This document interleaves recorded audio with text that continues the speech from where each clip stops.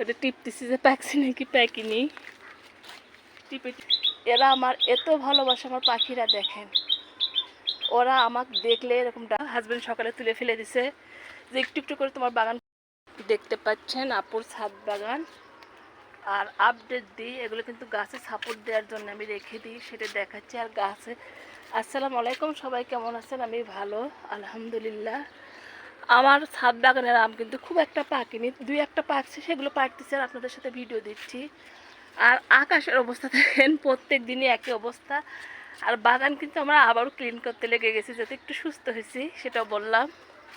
আসেন দেখায় কি কি। এখানে দেখেন আমার করলা গাছ ছিল, হাজব্যান্ড সকালে তুলে ফেলে দিছে যে একটু একটু করে তোমার বাগান পরিষ্কার করে দিই। আর 2 দিন ধরে কিন্তু সব করছে, আজকে মনে করলাম যে একটু ঝাড়ু দিব, তার হয়ে উঠলো না। আকাশের অবস্থা অনেক খারাপ। এরা আমার এত ভালোবাসে, আমার পাখিরা দেখেন, ওরা আমাকে দেখলে এরকম ডাকাডাকি করে, আমার আর এত এত ভালো লাগে আর শান্তি লাগে। কিছু কয়েকটা আম আছে আমার পিছন সাইডের, ওগুলোও পারে নেব ঠিকঠাক মতো। এটাই শুধু আছে, আর কয়েকটা ছিটে ফুটে আছে। আর সুন্দর করে আসেন দেখায়, বাগানে কিন্তু আছে আম, কারণ এগুলো তো অনেক দেরিতে পাকে, অনেকে পাকাচ্ছে, পাকতেছে নাকি আসলে আমি জানি না। দেখেন পরিবর্তন হচ্ছে, কিন্তু আমরা পেরে পেরে খাবো না এখন, সুন্দর করে আপডেট দিই। আর ভালোভাবে ডাটাও কিন্তু অনেকগুলো তুলছি, সেই ভিডিওগুলো আপনাদের সাথে শেয়ার করব।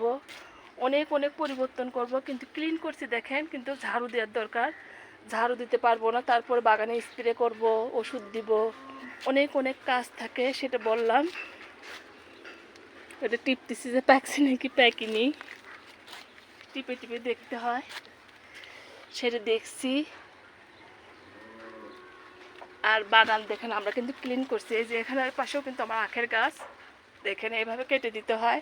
আর এই পাতাগুলো কিন্তু কেটে দেবো, আসলে সময় পাইনি, খুব ভোরে উঠে বাগানের কাজ করি আমরা, আর না হলে বিকালে করি। এখানে আমার শাকগুলো দেখেন, আজকেও শাক তুলছি। আর সুন্দরভাবে আমার বাগান দেখায়, ভালোভাবে, কারণ বাগান কিন্তু অনেক ক্লিন করতে হয়, আর ক্লিন না করলে একদম ভালো লাগে না। এই দেখেন ক্লিন করে যে এখানে পাতা রাখছি দেখেন, আপনাদের দেখায়, এখানে রাখছি কিছু, আর কিছু ড্রামে হাজব্যান্ড রেখে দিছে, যদি বৃষ্টি আসে ঠিকঠাক মতো আর কি বাগানে অসুবিধা হয় চলাফেরা, ড্রাম ভরে রেখে দিছি। ওগুলো কিন্তু আমরা গাছের নিচে দিয়ে দেবো, ওই জন্য রাখছি। এখানেও আমার আখের গাছ, আমি তো বলতেছি প্রায় 100 আখ হবে আমার বাগানে, আর সেটা আমি বলে থাকি, অনেক ভালোভাবে আপনাদের সাথে শেয়ার করে থাকি।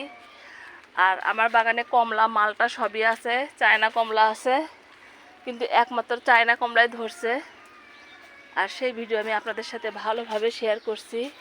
এই দেখেন এখানেও কিন্তু করলা গাছ ছিল, পাশের সাথ কিন্তু আমার হাজব্যান্ডের বড় ভাইয়ের আর কি ভাস্তি বাসা ওটা। আর এখানে কয়েকটা আম আছে, আমি তো বলতেছি কিছু কিছু পারতেছি, আমরা পারতেছি, এরকম করেই পেরে থাকি। একবার আমি কিন্তু পারি না ছাদ বাগানের, যেহেতু আমার অনেক অনেক আম হয়, এবার অতটা নেই, তারপরেও সুন্দরভাবে শেয়ার করছি। কিছুদিন পর আম শেষ হয়ে যাবে, আম শেষ হতে তো আমার বাগানের তাও আগস্ট মাস চলে আসবে। আর দেখেন মাশাআল্লাহ আলহামদুলিল্লাহ সুন্দরভাবে দেখায়। তেঁতুল গাছে তেঁতুল আসছে, কিন্তু টিকে আলহামদুলিল্লাহ।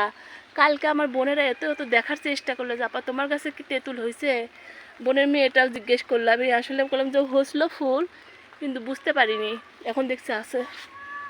আর সুন্দরভাবে দেখাচ্ছি। এখানেও আমার আখের গাছ দেখায়, দেখেন এই পাশে এটা গান্ডারি আখ, আর এইটা হলো ফিলিপাইন আখ। দেখেন গাছে খাবার দিলে কিন্তু অনেক অনেক মোটা হয়, আর স্প্রে করলে মিষ্টি হতে পারে ইপসন সল্ট দিলে। আর ইপসন সলের গুণাগুণিতা একটু বলি, ইপসন সল্ট দিলে কিন্তু গাছে ফুল ফল বেশি ধরে।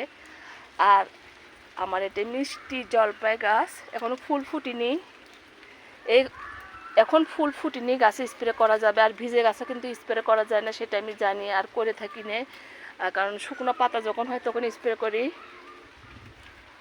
আর ভালোভাবে আবার একটু আমার বাগানের লুক দেখায়। আকাশের অবস্থা অনেক খারাপ, ভালো থাকেন সবাই, অনেক অনেক দোয়া শুভকামনা রইল সবার জন্য।